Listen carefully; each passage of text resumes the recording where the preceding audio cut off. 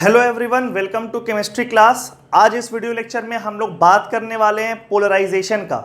Polarisation एक ionic compound का बहुत इंपॉर्टेंट प्रॉपर्टी होता है, एक फिनोमेना होता है जिसके वजह से वो आयनिक कंपाउंड एक कोवेलेंट कैरेक्टर शो करता है। सिर्फ केमिकल बॉन्डिंग ही नहीं, पोलराइजेशन का यूज इनऑर्गेनिक केमिस्ट्री के हर चैप्टर में है, इनफैक्ट किसी किसी ऑर्गेनिक रिएक्शन में भी है।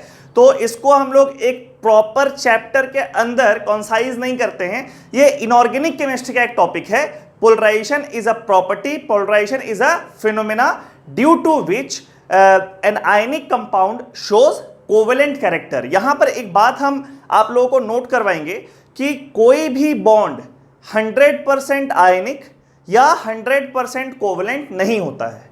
अगर किसी आयनिक बॉन्ड में कोवेलेंट कैरेक्टर है तो वो पोलराइजेशन की वजह से होता है। वैसे ही आगे चल के हम लोग देखेंगे कि कोवेलेंट बॉन्ड जो होता है उसमें भी आयनिक कैरेक्टर होता है ड्यू टू सर्टेन प्रॉपर्टी, वो हम लोग पढ़ेंगे अच्छे से।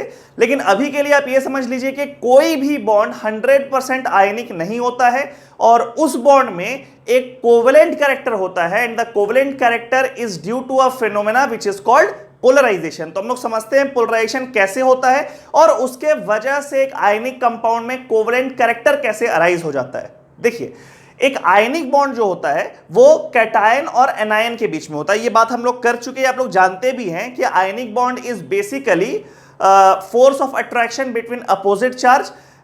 एक ऐसा एलिमेंट जो कि इलेक्ट्रोपॉजिटिव है वो अपना इलेक्ट्रॉन को लूज करके कैटायनिक फॉर्म में कन्वर्ट करता है और उसका जो इलेक्ट्रॉन लॉस्ट हुआ है वो एक दूसरा electronegative element, generally non metals, वो गेन कर लेता है, वो एक्सेप्ट कर लेता है और वो एनायन में कन्वर्ट कर जाता है। तो ये कैटायन और ये एनायन जब एक दूसरे को अट्रैक्ट करता है तो इसी अट्रैक्शन का नाम आयनिक बॉन्ड है।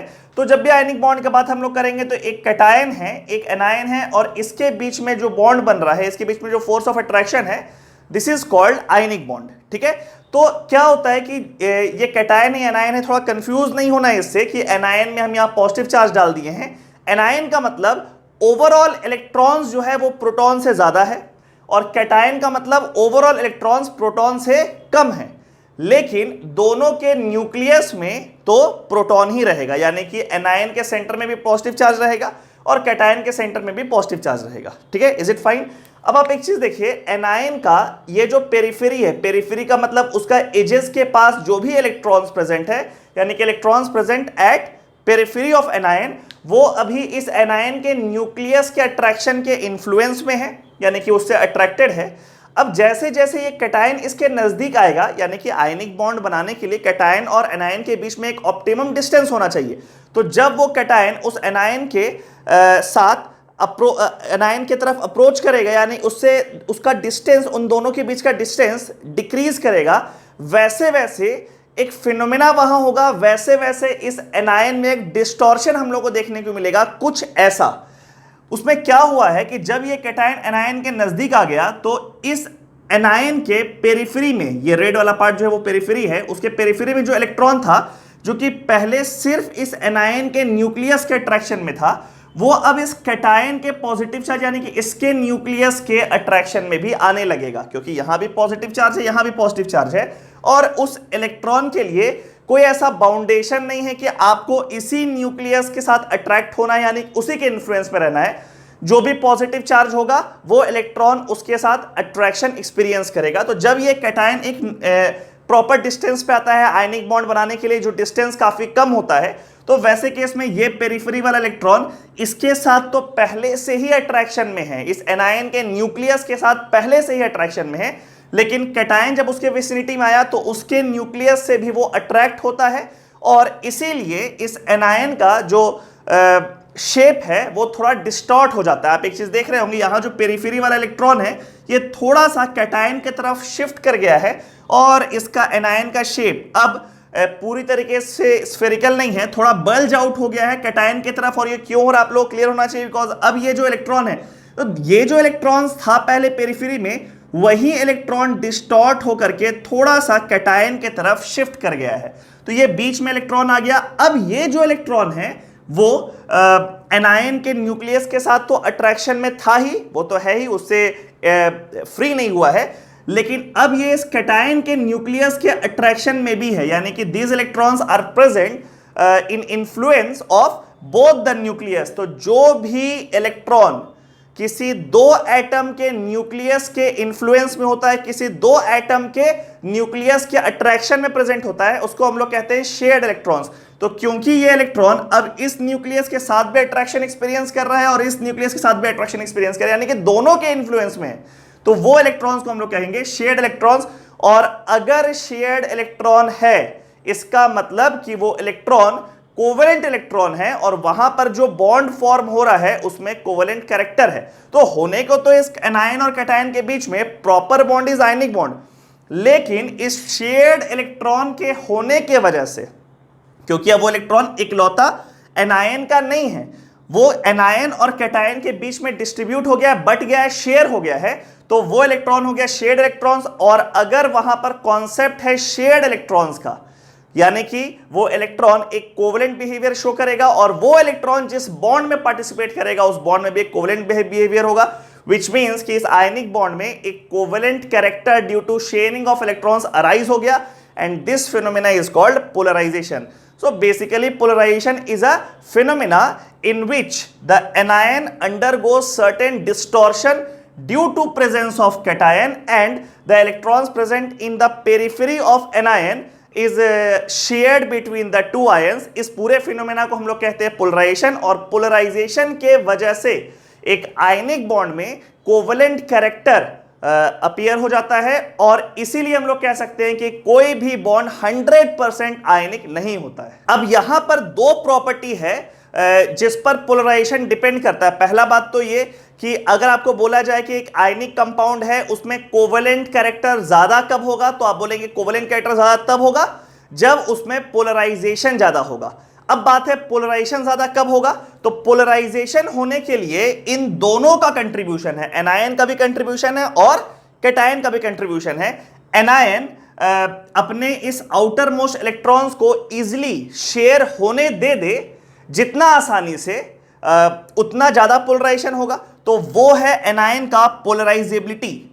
तो पोलराइजेबिलिटी क्या हुआ, पोलराइजेबिलिटी हुआ कि वो एनायन अपने इलेक्ट्रॉन को कितना इजिली शेयर होने के लिए दे रहा है, यानी कि tendency of this anion to release its electron, जो कि सिर्फ उसका था to share between the two ions. तो ये पोलराइजेबिलिटी जो है वो उस एनायन का टेंडेंसी है कि वो कितना आसानी से अपने इलेक्ट्रॉन को रिलीज कर रहा है शेयर होने के लिए, ठीक है। सिमिलरली कैटायन कितना ताकतवर है, वो कितना पावर से उस इलेक्ट्रॉन को अपने तरफ खींच रहा है, पुल कर रहा है, वो है उसका polarizing power. So polarizing power is nothing but pulling power of cation so that it could easily pull the outermost electrons of anion and make them share between the two ion। तो वो जो cation है उसका polarizing power जब ज्यादा होगा तो वो इलेक्ट्रॉन को आसानी से अपनी तरफ खींचेगा और उसको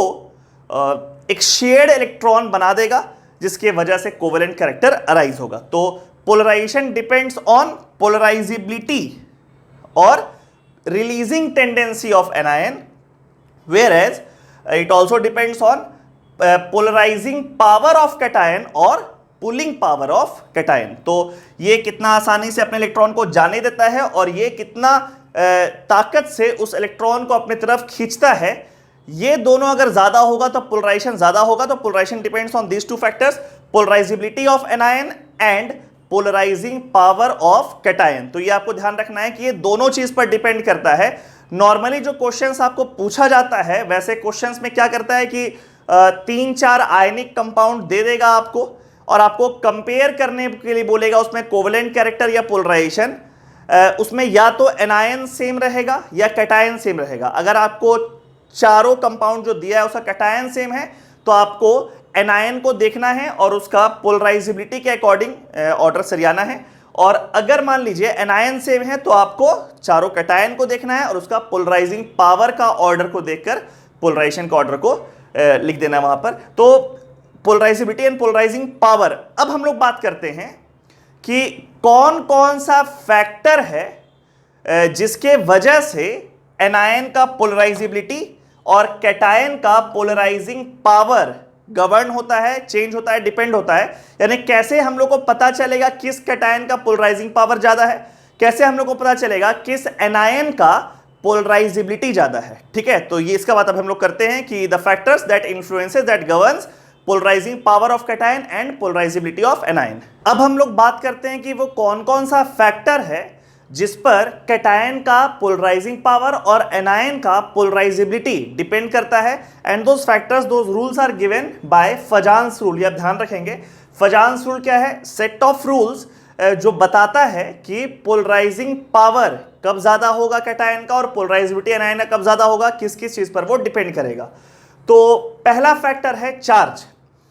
कैटायन का चार्ज हो या फिर एनायन का चार्ज हो, दोनों का चार्ज जितना ज्यादा रहेगा, मैग्नीट्यूड ऑब्वियसली, पोलराइजेशन के लिए उतना अच्छा बात है। यानी कि कैटायन के पास ज्यादा से ज्यादा पॉजिटिव चार्ज होना चाहिए और एनायन के पास ज्यादा से ज्यादा नेगेटिव चार्ज होना चाहिए। समझते हैं इसको हम लोग। जैसे मान लीजिए किसी एनायन के पास ज्यादा नेगेटिव चार्ज है, -1 से -2 या -2 से -3, ये increasing order of negative charge हो गया। तो जैसे जैसे उसका नेगेटिव चार्ज बढ़ता जाएगा उसमें इफेक्टिव न्यूक्लियर चार्ज घटता जाएगा। यह आप लोगों को ध्यान में होगा, जब एक न्यूट्रल एटम एनायन में कन्वर्ट करता है तो उसका साइज बढ़ जाता है क्योंकि उसमें इफेक्टिव न्यूक्लियर चार्ज डिक्रीज कर जाता है। ठीक है, तो जब मान लीजिए एक न्यूट्रल एटम -1 पे गया तो उसका इफेक्टिव न्यूक्लियर चार्ज डिक्रीज किया। जब वो -1 से -2 पर जाएगा तो उसका इफेक्टिव न्यूक्लियर चार्ज और डिक्रीज करेगा। तो आप ऐसा कह सकते हैं कि एक एनायन में जैसे जैसे नेगेटिव चार्ज इंक्रीज करता जाएगा वैसे वैसे उसका इफेक्टिव न्यूक्लियर चार्ज डिक्रीज करता जाएगा। और इफेक्टिव न्यूक्लियर चार्ज डिक्रीज करने का मतलब है कि जो आउटर मोस्ट इलेक्ट्रॉन है उसका न्यूक्लियस पे जो होल्ड है, यानी कि न्यूक्लियस और आउटर मोस्ट इलेक्ट्रॉन के बीच का अट्रैक्शन, वो डिक्रीज कर जाएगा। इफेक्टिव न्यूक्लियर चार्ज घटेगा तो attraction between nucleus and outer most electron will also decrease, वो घट जाएगा। और जब ये अट्रैक्शन घटेगा तो वैसे केस में एनायन का रिलीजिंग टेंडेंसी इंक्रीज कर जाएगा। जब अट्रैक्शन ही कम है तो उसको विड्रॉ कर पाना आसान है, उसको कैटायन के लिए खींचना इजी हो जाएगा। तो आप ऐसा कह सकते हैं कि polarisability of anion increases with increase in the magnitude of its charge. ठीक है, ये बात क्लियर होना चाहिए, आप नोट डाउन भी कर लेंगे कहीं पर। सिमिलरली कैटायन का पोलराइजिंग पावर भी उसके चार्ज पर डिपेंडेंट है। जितना ज्यादा होगा उसका चार्ज कैटायन का, उतना उसका पोलराइजिंग पावर भी ज्यादा होगा। बहुत सिंपल है, जैसे जैसे पॉजिटिव चार्ज बढ़ता जाता है कैटायन में वैसे वैसे उसका इफेक्टिव न्यूक्लियर चार्ज भी बढ़ता जाता है। ये आप लोगों को ध्यान में होगा, हम पढ़ाए थे पीरियोडिक प्रॉपर्टीज में कि जैसे जैसे एक न्यूट्रल एटम कैटायन में कन्वर्ट किया फिर वो कैटायन फर्दर और हायर चार्ज कैटायन में कन्वर्ट किया तो उसका इफेक्टिव न्यूक्लियर चार्ज बढ़ता है। और जब इफेक्टिव न्यूक्लियर चार्ज बढ़ेगा इसका मतलब कि जो भी इलेक्ट्रॉन है प्रेजेंट बाहर, मान लीजिए इस कैटायन के लिए इस पूरे सिचुएशन में will assume that this is not the outer most electron but this is the outer most electron, जिसको वो पुल कर रहा है बिकॉज उसी पर उसका पोलराइजिंग पावर डिपेंड कर रहा है। तो इस कैटायन के लिए हम लोग ऐसा मानेंगे कि ये इलेक्ट्रॉन को जो पुल कर रहा है उसके बारे में बात करो, तो जब इसका इफेक्टिव न्यूक्लियर चार्ज बढ़ जाएगा तो इस इलेक्ट्रॉन को भी वो ज्यादा तेजी से, ज्यादा ताकत से खींच पाएगा अपनी तरफ और उसका पोलराइजिंग पावर इंक्रीज कर जाएगा। तो पहला पॉइंट आप लोगों को क्लियर होना चाहिए कि as the magnitude of charge of an anion increases, its polarizability increases. Similarly, as the magnitude of charge of cation increases, its polarizing power increases. ठीक है, तो ये क्लियर हो गया। एट द एंड सारा पॉइंट्स को डिस्कस करने के बाद विल सी सर्टेन एग्जाम्पल्स, तो उससे आप लोगों को और क्लियर हो जाएगा कि किस तरीके से हम लोग अप्रोच करेंगे क्वेश्चन को। ठीक है, सेकेंड फैक्टर है साइज, यानी कैटायन का साइज और एनायन का साइज। जैसे पहला फैक्टर था चार्ज, इसमें दोनों के साथ सेम कंडीशन था कि चार्ज ज्यादा होगा तो पोलराइजेशन में हेल्प करेगा। जब तक साइज का बात करेंगे जब हम लोग, तो वैसे केस में इन दोनों का जो बिहेवियर है वो एक दूसरे के कॉन्ट्रास्ट में होगा। कैटायन प्रीफर करेगा छोटा होना ज्यादा पोलराइजिंग पावर के लिए, जबकि एनायन प्रीफर करेगा बड़ा होना। फिर से ऑब्वियस है, आप लोगों को दिख रहा होगा कारण, एनायन जितना बड़ा होगा उतना उसका होल्ड आउटर मोस्ट इलेक्ट्रॉन पे कम होगा, बिकॉज डिस्टेंस बढ़ जाएगा और वो आसानी से उस इलेक्ट्रॉन को जाने देगा, यानी कि उसका पोलराइजेबिलिटी इंक्रीज कर जाएगा। सिमिलरली कैटायन का साइज जितना छोटा होगा, अगर इसका साइज छोटा है तो फिर इसके और इस आउटर मोस्ट इलेक्ट्रॉन के बीच का डिस्टेंस कम हो जाएगा, और वो डिस्टेंस अगर कम हो गया तो उसका पोलराइजिंग पावर बढ़ जाएगा, उसका उस इलेक्ट्रॉन को खींचने का टेंडेंसी इंक्रीज कर जाएगा। तो ये सेकेंड फैक्टर भी क्लियर होना चाहिए, साइज वाला फैक्टर, कि as size of an ion increases its polarizability increases. Similarly, as size of cation decreases, its polarizing power increases. ठीक है, जैसे जैसे साइज घटेगा वैसे वैसे उसका पोलराइजिंग पावर बढ़ेगा। ठीक है, तीसरा फैक्टर है जो कि सिर्फ कैटायन के लिए एक्सक्लूसिव है, इसमें एनायन का कोई रोल नहीं है, दिस कन्फिग्रेशन ऑफ कैटायन, यानी कि जो कैटायन है उसका कन्फिग्रेशन कैसा है। तो यहां पर हम नीचे लिखे, आप देखिएगा 3 तरह का कन्फिग्रेशन कैटायन शो कर सकता है। पहला है, एक है pseudo inert gas configuration, then you have non inert gas configuration, और फिर एक है इनर्ट गैस कन्फिग्रेशन। क्या होता है ये तीनों, जो देखते हैं। इनर्ट गैस कन्फिग्रेशन का मतलब उसके आउटर मोस्ट में 8 इलेक्ट्रॉन है, यानी कि S और P पूरा पूरा भरा हुआ है। ठीक है, इसको बोलते हैं इनर्ट गैस कन्फिग्रेशन। बहुत सारे एग्जांपल आप नोट डाउन करके चेक कर सकते हैं। Na+ inert gas configuration, Mg2+ inert gas configuration, Al3+ inert gas configuration. तो ये सारा इनर्ट गैस कन्फिग्रेशन है जिसके आउटर मोस्ट में 8 इलेक्ट्रॉन रहता है। ठीक है, now will talk about pseudo inert gas configuration and non inert gas configuration. ये दोनों कन्फिग्रेशन जो है, इसमें आउटर मोस्ट में S और P के अलावा D इलेक्ट्रॉन्स भी प्रेजेंट होता है। तो आप खुद सोचिए, अगर S और P के अलावा D भी प्रेजेंट है तो टोटल नंबर ऑफ इलेक्ट्रॉन्स 8 से ज्यादा हो गया, ये बात तो पक्का हो गया।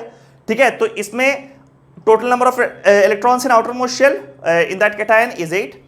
इन दोनों में 8 से ज्यादा होता है क्योंकि उसमें D इलेक्ट्रॉन्स भी प्रेजेंट होता है। ठीक है, फिर इन दोनों में क्या डिफरेंस है, अगर वो D सबशेल पूरा भरा हुआ है, यानी कि D10 कन्फिग्रेशन में है, तो हम लोग कहेंगे उसको सूडो इनर्ट गैस कन्फिग्रेशन। तो सूडो इनर्ट गैस कन्फिग्रेशन में total number of electrons in outermost shell will be 18, S का 2, P का 6 और D का 10। ठीक है, यानी कि सूडो इनर्ट गैस कन्फिग्रेशन का मतलब होता है कि जो D सब शेल है वो भी पूरा भरा हुआ है, and the total number of electrons in outermost shell is 18। Inert gas, non-inert gas configuration is somewhere in between pseudo inert gas and inert gas, यानी कि इसमें 8 और 18 के बीच में कुछ इलेक्ट्रॉन्स होता है, और आप ऐसा कह सकते हैं कि उसमें D इलेक्ट्रॉन्स प्रेजेंट तो है लेकिन वो D सबशेल पूरा पूरा भरा हुआ नहीं है। इसका एग्जांपल अभी आप लोगों को दिए, Na+, Mg2+, Al3+। pseudo inert gas configuration आप चेक कर लीजिएगा, Cu+, Zn2+, बहुत सारा एग्जांपल है, Hg2+, Cd2+ कैडमियम, Ag+, ये सारा सूडो इनर्ट गैस कन्फिग्रेशन है। एग्जांपल आप लोगों को समझा देते हैं। मान लीजिए हम लोग बात किया Zn2+ का, Zn2+, तो जिंक का जो कन्फिग्रेशन होता है, आउटर मोस्ट वाला कन्फिग्रेशन, आप नोट डाउन करेंगे, उसको खुद से लिखेंगे, वीडियो पॉज करके खुद से लिखो कि जिंक का ओवरऑल कन्फिग्रेशन कितना होता है। तो आप देखेंगे कि उसके आखिरी में कुछ इस तरह का कन्फिग्रेशन होता है, 3s2, 3p6 और उसके बाद 4s2 एंड देन 3d10। ये होता है जिंक का कन्फिग्रेशन। बाहर का कुछ कन्फिग्रेशन लिखे हैं, 3s2, 3p6, 4s2 and 3d10। अब हम बात करेंगे Zn2+ का, यानी कि उसमें से 2 इलेक्ट्रॉन हम निकाल दें तो वो 2 इलेक्ट्रॉन आप लोग को पता है 4s से निकलेगा, तो वो 4s2 बन जाएगा 4s0। अब आउटर मोस्ट कन्फिग्रेशन कैसा शो होगा, ओवरऑल कन्फिग्रेशन Zn2+ का outer most is 3s2, 3p6 and 3d10, because जो 4s2 था वो तो 2+ चार्ज की वजह से निकल गया। तो now the configuration is 3s2, 3p6 and 3d10। तो कुल मिलाकर के आउटर मोस्ट शेल में कितना इलेक्ट्रॉन हुआ, 18, और हम लोग कहेंगे Zn2+ is present in pseudo inert gas configuration. ठीक है, तो सूडो इनर्ट गैस कन्फिग्रेशन का हम 3-4 एग्जांपल आप लोग को बताया, आप उसको देख सकते हैं, चेक कर सकते हैं और लिख कर खुद देख सकते हैं कि आउटर मोस्ट में उसमें 18 इलेक्ट्रॉन हो सकता है। Zn2+ है, Cu++1 Q+ आयन। ठीक है, cadmium Cd2+, Ag+, these are certain examples, और भी आप खोजिए एग्जांपल्स। ठीक है, पीरियोडिक टेबल देख करके खुद से रिसर्च करके कम से कम 8-10 सूडो इनर्ट गैस कॉन्फ़िगरेशन को अपने नोटबुक में लिखिए, जिसमें आउटर मोस्ट में 18 इलेक्ट्रॉन होता है, ठीक है। नॉन इनर्ट गैस कॉन्फ़िगरेशन अभी आप लोगों को बताया कि उसमें डी इलेक्ट्रॉन्स तो होगा, लेकिन पूरा डी भरा हुआ नहीं होगा। बहुत सारा एग्जाम्पल है, Fe2+, Cr3+, ठीक है, बहुत सारे एग्जाम्पल, Cu2+, यानी कि आप ऐसा बोलो डी ब्लॉक का जितना भी एलिमेंट्स है उसमें से मैक्सिमम जो कैटायनिक फॉर्म रहता है वो तो नॉन इनर्ट गैस कॉन्फ़िगरेशन ही शो करेगा। कुछ कुछ कैटायन सिर्फ सूडो इनर्ट गैस शो करेगा, वो आखिरी वाला सब, जैसे जिंक लास्ट में Zn2+ हो गया, Cu उसके पहले Cu+1 हो गया, वही सब शो करेगा। और कुछ पी ब्लॉक का मेटल्स है जो कि pseudo inert gas conversion show करेगा। आपका काम है कि पी ब्लॉक में जो मेटल्स प्रेजेंट है उसमें क्या चार्ज हम लगाएं कि वो pseudo inert gas configuration show करने लग जाए। थोड़ा सा एक बार देखिएगा इस चीज को, एक एग्जांपल देते हैं, एक बार चेक करना क्या Pb4+ pseudo inert gas configuration show करेगा। एक बार चेक करेंगे आप लोग, और पी ब्लॉक का कुछ मेटल्स के साथ खेलेंगे कि कौन कौन उसमें pseudo inert gas configuration show करता है। लेकिन non inert gas configuration D block में जितना भी मेटल्स है except some of the cationic form, most of them will show non inert gas configuration, जिसमें डी इलेक्ट्रॉन्स तो होगा लेकिन पूरा डी सबशेल भरा नहीं होगा। तो we have 3 configurations: pseudo inert gas configuration having 18 electrons in outermost shell, inert gas configuration having 8 electrons in outermost shell, and non-inert gas configuration having somewhere in between 8 and 18 electrons in outermost shell। अब इन तीनों के बारे में थोड़ा सा brief अभी बताते हैं, बाकी तो अभी हम लोग जस्ट एग्जांपल के साथ और क्लियर रखेंगे। Normally pseudo inert gas configuration और नॉन इनर्ट गैस कॉन्फ़िगरेशन जो होता है, इन दोनों को हम लोग एक कैटेगरी में डाल देते हैं।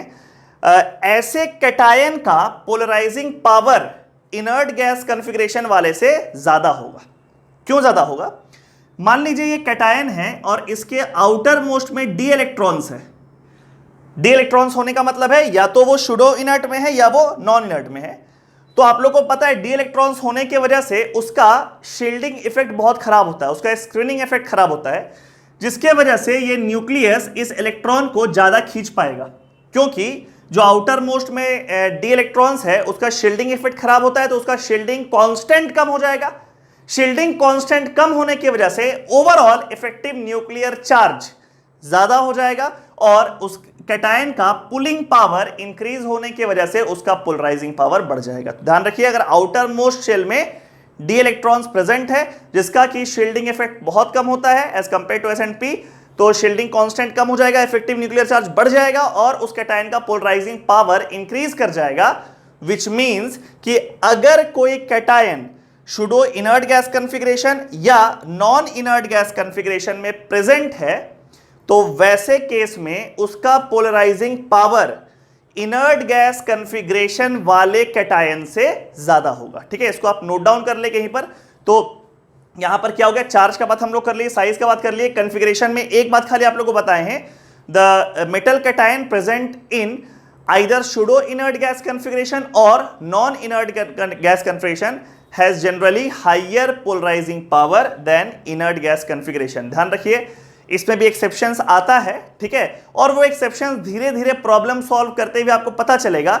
ये एक जनरल रूल है, तो जब एग्जाम में क्वेश्चन पूछा जाएगा तो बहुत ज्यादा एक्सेप्शन से नहीं खेलेगा ऐसे केस में, बिकॉज डेटा डिपेंडेंट है। तो जनरल रूल ये है कि सूडो इनर्ट और नॉन इनर्ट गैस से ज्यादा पोलराइजिंग पावर शो कर सकता है due to poor shielding effect of outermost D electrons. अब कुछ एग्जाम्पल से समझते हैं कि किस तरीके से ये सारे फैक्टर्स जो फजान्स रूल में प्रेजेंट हैं उनको अप्लाई करना है। ठीक है, तो पहला एग्जाम्पल देखिए, यहां पर 3 आयनिक कंपाउंड दिया हुआ है, NaCl, MgCl2, AlCl3। इन तीनों में हम लोगों को पोलराइजेशन का ऑर्डर या फिर कोवलेंट कैरेक्टर का ऑर्डर सजाना है। दोनों एक ही बात है। आपको क्वेश्चन में पोलराइजेशन का ऑर्डर भी पूछ सकता है और कोवलेंट कैरेक्टर का ऑर्डर भी पूछ सकता है। तो इन तीनों में आप देखिए एनायन सेम है, क्लोराइड आयन, यानी कि डिटरमाइनिंग फैक्टर होगा कौन, कैटायन, Na+, Mg2+, Al3+, यानी कि इस बार फैक्टर जो प्ले कर रहा है वो है चार्ज। इस तरफ हम लिखे भी हैं कि अगर आपका जो कैटायन है वो इनर्ट गैस कॉन्फ़िगरेशन में, यहां पर आप देख रहे हैं तीनों इनर्ट गैस में है, Na+, Mg2+, Al3+, तीनों इनर्ट गैस वाला है। तो अगर वो इनर्ट गैस कॉन्फ़िगरेशन में है तो वैसे केस में साइज को पहले नहीं देखना है, पहले चार्ज को देखना है। अगर चार्ज सेम होगा तो साइज देखेंगे हम लोग। तो यहां पर आप देखिए चार्ज ही अलग हो गया, Na+1 Mg2+ एंड Al3+, तो चार्ज से ही अगर डिसाइड हो गया तो इन दैट केस बहुत क्लियर है कि जिसका चार्ज ज्यादा उसका पोलराइजिंग पावर ज्यादा और वहां पोलराइजेशन ज्यादा। तो ये ऑर्डर आप लोग क्लियर होगा, Al3+ सबसे आगे, Mg2+ उससे पीछे और Na+ सबसे पीछे। इस रूल में कि जब भी इनर्ट गैस कॉन्फ़िगरेशन होगा तो पहले हम लोग चार्ज देखेंगे, अगर चार्ज सेम हो जाए तो हम लोग साइज देखेंगे। इसमें एक एक्सेप्शन है जिसको आप नोट डाउन कर लेंगे, Be2+ Al3+ में Be2+ का पोलराइजिंग पावर ज्यादा होता है, जबकि आपको दिख रहा है कि चार्ज इसका कम है, इसका चार्ज ज्यादा है। तो यहां इन दोनों केस में साइज वाला फैक्टर डोमिनेट कर जाता है और बेरिलियम आयन का पोलराइजिंग पावर एल्युमिनियम आयन से ज्यादा हो जाता है। तो इसको आप नोट डाउन कर लेंगे, एक्सेप्ट दिस केस। बाकी सारे इनर्ट गैस कॉन्फ़िगरेशन में पहले हम लोग चार्ज देखेंगे फिर साइज देखेंगे। तो ऊपर वाले केस में हम लोग क्या देखें, चार्ज। अब हम लोग देखते हैं फोर्थ वाला केस। देखो फोर्थ वाले केस में फिर से चारों एनायन सेम है और कैटायन अलग अलग है, सोडियम, पोटेशियम, रुबिडियम, सीजियम। तो इस बार चार्ज भी चारों कैटायन का सेम है, +1 चार्ज में चारों कैटायन है। तो इस बार हम लोग देखेंगे उसका साइज। तो साइज में ये फर्स्ट पीरियड का एलिमेंट्स है, तो सोडियम, पोटेशियम, रुबिडियम, सीजियम ये नीचे की तरफ जा रहा है उस ग्रुप में, यानी कि इंक्रीजिंग ऑर्डर ऑफ साइज है। Na+ सबसे छोटा, K+ उससे बड़ा, Rb+ उससे बड़ा और Cs+ उससे बड़ा। तो कैटायन वाले केस में फजांसुल क्या कहता है, जो कैटायन सबसे छोटा होगा उसका पोलराइजिंग पावर सबसे ज्यादा होगा। तो decreasing order of polarizing power clear होना चाहिए, this is the order of polarization और कोवेलेंट कैरेक्टर। तो ये पहला और चौथा वाला जो क्वेश्चन है वो क्लियर हो गया कि वो ये इनर्ट गैस कॉन्फ़िगरेशन वाला केस है, जहां पर पहले हम लोग देखेंगे चार्ज और चार्ज अगर सेम हो जाए तो फिर हम लोग चेक करेंगे साइज को। ठीक है, अब बात करते हैं एनायन का। एनायन वाले केस में भी सेम यही रूल होता है, पहले हम लोग देख लेते हैं उसका चार्ज, चार्ज अगर सेम हो जाए then will go with size. ठीक है, तो सेकंड क्वेश्चन देखिए, AlCl3 and Aln, this aluminium chloride and this aluminium nitride. Nitride में जो एनायन है N, इस पे चार्ज होता है 3-। ठीक है, ध्यान रखिएगा, in case of nitride charge on nitrogen is -3। तो यहां पर दोनों कैटायन सेम हैं, तो यहां पर डिसाइड करेंगे एनायन के हिसाब से।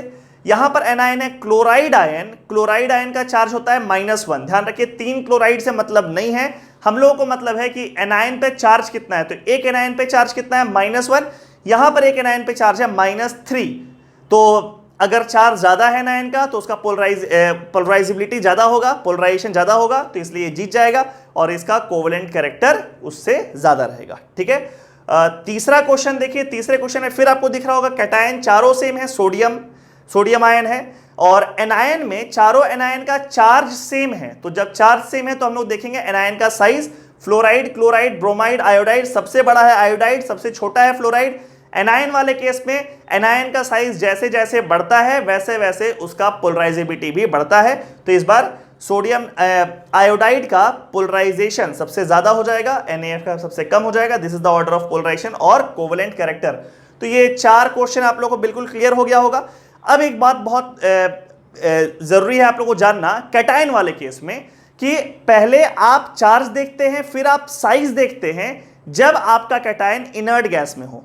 लेकिन अगर कोई एक भी कैटायन नॉन इनर्ट में या स्यूडो इनर्ट में आ जाए तो उसका पोलराइजिंग पावर इनर्ट से ज्यादा हो जाता है। यह भी जस्ट आप लोगों को हम बताए थे।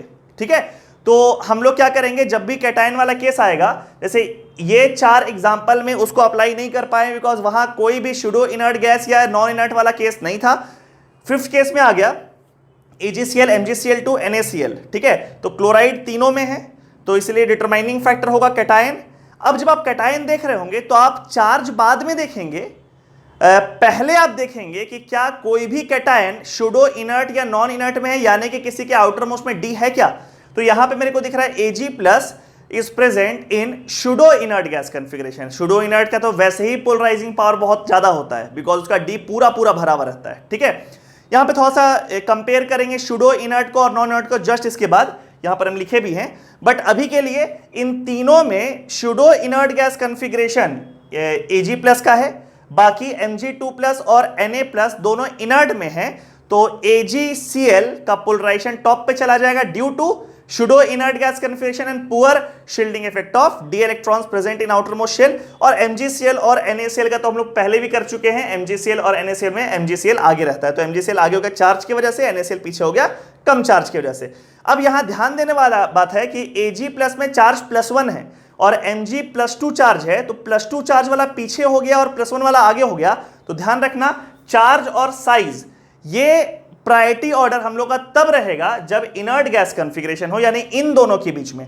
लेकिन अगर कोई भी सूडो इनर्ट या नॉन इनर्ट में आ जाएगा तो वैसे केस में उसका भले ही चार्ज कम हो, उसका पोलराइजिंग पावर ज्यादा होगा, वो टॉप पे चला जाएगा। तो ये क्लियर होना चाहिए कि पहले आप जब कैटायन देखो, एनायन को कंपेयर करना बहुत ईजी है, सीधे चार्ज देखो, चार्ज सेम रहा, साइज देखो। जब वो कैटायन को कंपेयर करना है तो पहले आपको ये गौर करना है कि क्या कोई भी कैटायन सूडो इनर्ट या नॉन इनर्ट में है। अगर है तो उसको पहले टॉप पे डाल दो और उसके बाद फिर चेक करो कि जो बच गया कैटायन जो कि इनर्ट में है उसमें चार्ज किसका ज्यादा है, उसको आगे करो। और जब चार्ज वाला फैक्टर भी फ्लॉप कर जाए और बाकी सब बचे हुए का चार्ज सेम हो जाए तो फिर साइज के ऑर्डर के अकॉर्डिंग उसको सरियाओ, जिसका साइज छोटा है उसका पोलराइजिंग पावर कैटायन का ज्यादा हो जाएगा। ठीक है, तो इसीलिए AgCl आगे हो गया due to pseudo inert gas configuration. अब यहां एक आखिरी बात किए हैं कि अगर मान लीजिए आपके पास एक से ज्यादा कैटायन सूडो इनर्ट या नॉन इनर्ट में प्रेजेंट रहेगा तो क्या करेंगे। यहां तो एक ही कैटायन था, बाकी दोनों तो इनर्ट में था, लेकिन अगर सूडो इनर्ट या नॉन इनर्ट वाला कैटेगरी में एक से ज्यादा होगा तो क्या करेंगे। वैसे केस में सबसे पहले चेक करेंगे चार्ज, जिसका चार्ज ज्यादा होगा उसको जिता देंगे, उसका पोलराइजिंग पावर ज्यादा हो जाएगा। For example ZnCl2 CuCl, Zn2 Cu+1। आप गौर से इन दोनों का जब निकालेंगे ध्यान से इलेक्ट्रॉनिक कॉन्फ़िगरेशन तो दोनों सूडो इनर्ट गैस कॉन्फ़िगरेशन में Zn2+ और Cu+b। जब दोनों सूडो इनर्ट में है तो हम लोग पहले क्या देखेंगे, चार्ज। और चार्ज में Zn2+ का चार्ज Cu+1 से ज्यादा है तो इसका पोलराइजेशन इससे ज्यादा हो जाएगा। और दूसरा केस जब चार्ज सेम हो जाए तो वैसे केस में सूडो इनर्ट गैस कॉन्फ़िगरेशन वाला नॉन इनर्ट से ज्यादा हो जाता है उसका पोलराइजिंग पावर। ZnCl2 CuCl2 से कंपेयर करेंगे अगर इन दोनों को तो ZnCl2 जीत जाएगा। दोनों में कैटायन का चार्ज सेम है, लेकिन Zn2+ is present in pseudo inert gas configuration and Cu+1 is present in non inert gas configuration. उसका पूरा D भरा हुआ नहीं होता है। यहां पर कुछ एग्जांपल्स हम लोग देखें जिससे क्लियर हो गया फजान्स रूल को अप्लाई कैसे करते हैं। फजान्स रूल होता क्या है, सेट ऑफ रूल्स जो कि ये डिटरमाइन करता है, डिसाइड करता है कि कब कैटायन का पोलराइजिंग पावर ज्यादा होगा और कब एनायन का पोलराइजिबिलिटी ज्यादा होगा।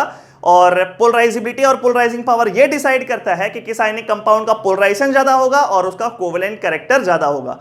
तो फजान्स रूल में पहले कौन सा पॉइंट देखना है, बाद में कौन सा पॉइंट देखना है, ये क्लियरली आप लोग को हम समझा दिए। जब एनायन वाला केस होगा तो पहले चार्ज देखेंगे फिर साइज देखेंगे। कैटायन वाले केस में आप सबसे पहले चेक करेंगे क्या कोई भी कैटायन सूडो इनर्ट या नॉन इनर्ट में है।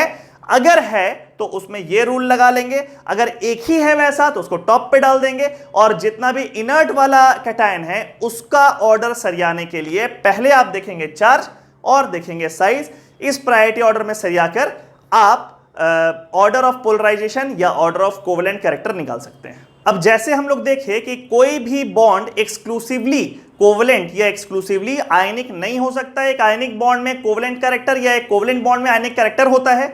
वैसे ही आपके स्कूल का पढ़ाई और आपके कंपटीशन का पढ़ाई एक दूसरे के साथ पूरी तरीके से इंडिपेंडेंट नहीं है। आपके कंपटीशन के पढ़ाई में स्कूल वाला फैक्टर होता है, आपके स्कूल के पढ़ाई में कंपटीशन फैक्टर होता है। और अगर आप अपने आप में वो पोलराइजेशन ला पाए तो फिर आपको स्कूल और कंपटीशन को साथ में मैनेज करने में कोई परेशानी नहीं होगा। ठीक है, तो इस मोटिवेशन के साथ इस वीडियो लेक्चर को ओवर करते हैं। अगले वीडियो लेक्चर में हम लोग बात करेंगे कोवेलेंट बॉन्ड का और कोवेलेंट बॉन्ड के टाइप्स का।